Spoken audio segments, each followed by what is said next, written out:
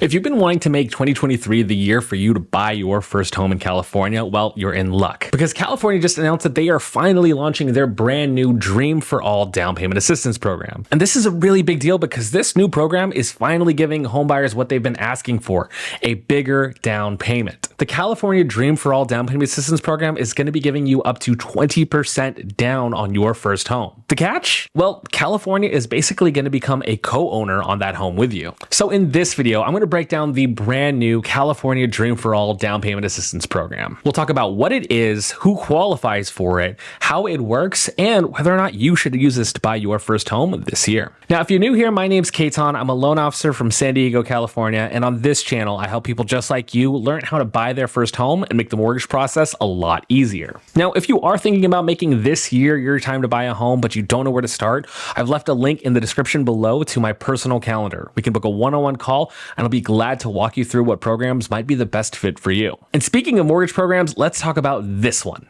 So for starters, this is something that has been in the works for a little while now, and California is finally ready to roll it out this spring. The California Dream for All Down Payment Assistance Fund basically lets California share in the equity of your home. This is a pretty big departure from the usual kinds of down payment assistance programs that California usually offers. Typically, down payment assistance in California has usually looked like a second mortgage or a forgivable grant. And usually those programs are very limited in funds and often don't really give a big benefit. So this program works by using something called shared appreciation. And it's not something that is super unfamiliar. Tech startups such as Unison have looked at using these kinds of programs in order to lend money to homebuyers. And so it looks like California is going to be using this same type of strategy when it comes to their new down payment assistance fund. As I mentioned, this program is going to provide up to 20% for your down payment, which is going to be a really big deal because that allows you to avoid things like mortgage insurance and really focus in on using a truly conventional loan. The state of California has set aside $500 million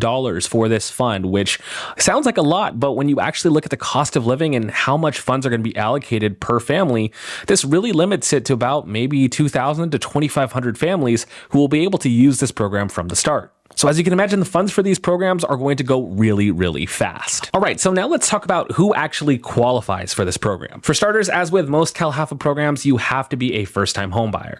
Now, per their definition, a first-time homebuyer is somebody who hasn't owned or been a title owner on a property for the last 3 years. So even if you've owned a home in the past, that doesn't necessarily disqualify you as long as you haven't owned property for the last 3 years. Additionally, everyone on this loan must be an occupant of the property. Fortunately, that means you can't have any non-occupying co-borrowers coming in to help you with qualifying. Anyone who's on the loan also has to live in the home as their primary residence. Now, in the past, I've talked about California programs usually being very limiting as far as their income limits are concerned, and I have a lot of gripes with that. But this program actually is a lot more flexible than I thought it would be. According to CalHFA's bulletin, it's going to be up to CalHFA's income limits, not Fannie Mae's, which is a really big deal because typically Fannie Mae's income limits are very restrictive. They're using the area median income, whereas CalHFA has their own set of income limits that are actually a lot more flexible. So example, the income limit in San Diego per Fannie Mae's guidelines would be about $128,000 a year, whereas CalHFA's income limit for San Diego is $211,000 a year, which honestly, given the cost of housing in San Diego and in California in general, that's a lot more generous and probably a lot more realistic. Now, if you want to check out your individual county's income limits, I've left a link in the description below to the actual bulletin from CalHFA that breaks out the county income limits throughout California. Now, the big thing here is that it has to be paired with a CalHFA conventional mortgage. So you can't just go to your bank and use their conventional mortgage. You've got to use what CalHFA offers,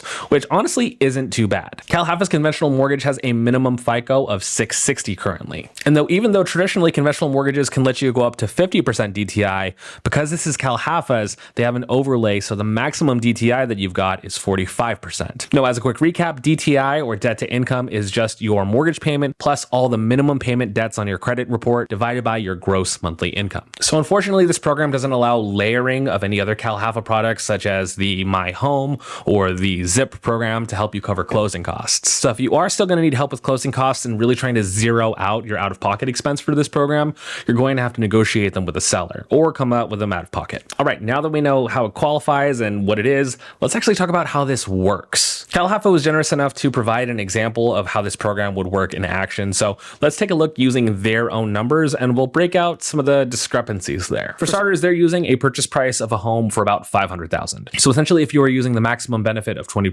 CalHFA would kick in $100,000 for your down payment, and you would have to get a loan for $400,000 through CalHFA using a conventional loan. Now, what's great is the loan that you're getting for the down payment doesn't accrue any interest. Remember, the way that you get the money on this is through shared appreciation. So in their example, they're assuming that the home would appreciate at about 5% year over year. So in 5 years, when you would go to sell, the home would be worth about $640,000, meaning you've got an appreciation gain of about $140,000 over 5 years. CalHFA's share in the appreciation is going to be based on how much you're borrowing from them initially for your down payment. So since you're borrowing 20% down, they're sharing in 20% of the equity on your home. So CalHFA's share in that $140,000 appreciation is only about $28,000, and your share in that is $112,000. So all in all, when you go to sell the home, you would repay that initial $100,000 that you borrowed for the down payment plus $28,000 in shared appreciation. And therefore, you as the homeowner would technically enjoy $112,000 in appreciation for basically little to nothing out of pocket. But here's the rub on that though. What this doesn't take into account is that when you sell your home, there's obviously going to be fees associated with that as well. Most people in California don't sell their home for sale by owner, and honestly, you're probably going to lose money if you do that. So after taking into account the different fees associated with selling your home, your actual net profit is closer to just around $100,000, which honestly still isn't that bad. Now, as I mentioned, the big reason why they're doing shared appreciation is that this is going to be a self-sustaining program. So that $128,000 that you would repay when you sell the home would go back into the fund and go towards a future homeowner. Now, one important thing to note is that CalHFA has imposed a cap on the shared appreciation as well, so that it doesn't get too crazy out of control. So the maximum cap on how much that CalHFA would essentially claw back would be 2.5 times the original loan amount. So if you borrowed $100,000 originally for the down payment, the maximum that they could claw back would be $350,000. So that's $250,000 in shared appreciation plus the original $100,000 that they lent you for your down payment. So all things considered, this is actually a really good form of down payment assistance. Now, if you follow my channel at all, you know I've had some gripes with California's down payment assistance because usually what you get doesn't really benefit you in the long run or the short run, really. But this program finally gives homeowners what they've been wanting, which is absolutely more money for a down payment and giving them a pretty fair deal in the end. As I mentioned, with the fact that you can go up to 20% down as far as your down payment assistance,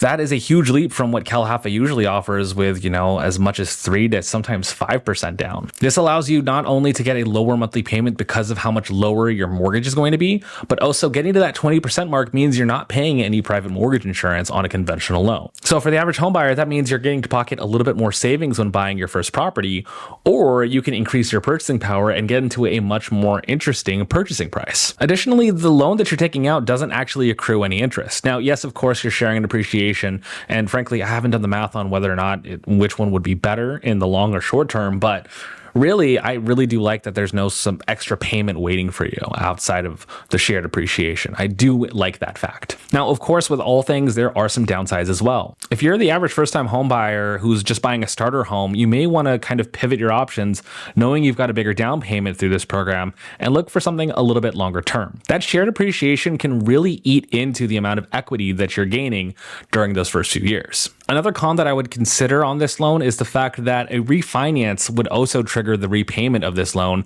not just the sale of your home. So given the high interest rate market that we're in right now, that could prevent some homeowners from being able to refinance and capture a lower payment as they come along. Now, granted, you're going to have a much lower monthly payment from the get because you're going to have such a big down payment, but you know, you're still going to pay that interest. Additionally, originally when this bill was drafted, they had up to $700 million set aside, and now it's down to $500 million, which, like I said, is still a big amount of money.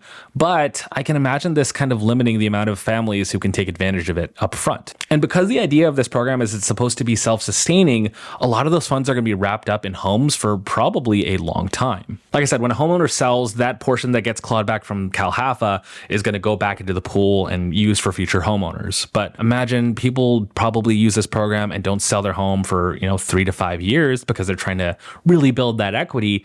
It could be a situation where funds might be wrapped up and either taxpayers are going to have to pay more into this to continue the program going, at least for the first few years, or we might not see really a huge amount of funds further down the road. So who is the right person to use this kind of program? Definitely somebody who's buying a home that they're planning on staying in for a longer time. The longer you stay in the home, the more you're going to be able to pay down that principal balance, and you'll be able to enjoy a little bit more equity gains. I mean, consider this. If you actually end up qualifying for this and you're in the spot in line where you can actually get the funds for it, you might as well go big on that purchase. Because as we've seen with this kind of crazy interest rate market, there's no guarantee that you're going to be able to sell it within a reasonable amount of time to upgrade your home later on. So if you're somebody who's looking for their quote unquote forever home and you really, really want to take advantage of this and just lock it in right now, this would be the perfect loan for someone like you. Now, on the flip side of that, if you're trying to buy your starter home and, you just want to get into a place and, start building a real estate portfolio, this is definitely not going to be it. Especially if you see yourself moving within the first 3 years,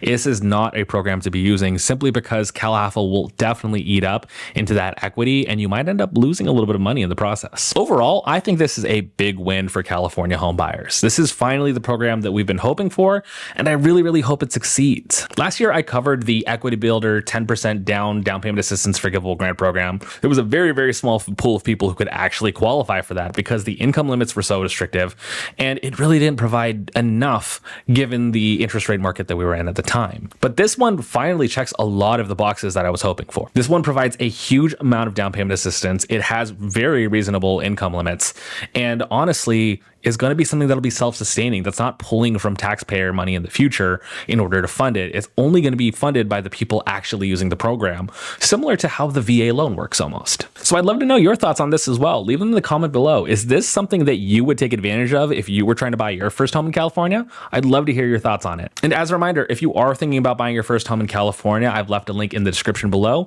to help you get through your home buying journey together. I've had such a pleasure helping so many first-time home buyers through their home buying process here, coming from YouTube. So it really does mean the world to me to be able to help those who reach out. And honestly, I love taking the time to help you really figure out what your plan is going to be in the future, regardless of what your timeline is. Now, as always, regardless of where you are in the home buying journey, the first step you should be taking is getting pre-approved for a mortgage. And lucky for you, I've already made a video covering my best tips and tricks to help you get pre-approved for a mortgage this year. So you'll find it in this video next. But once again, thank you so much for watching, stopping by. Consider subscribing if you learned something new, and I'll see you in this video next. See ya.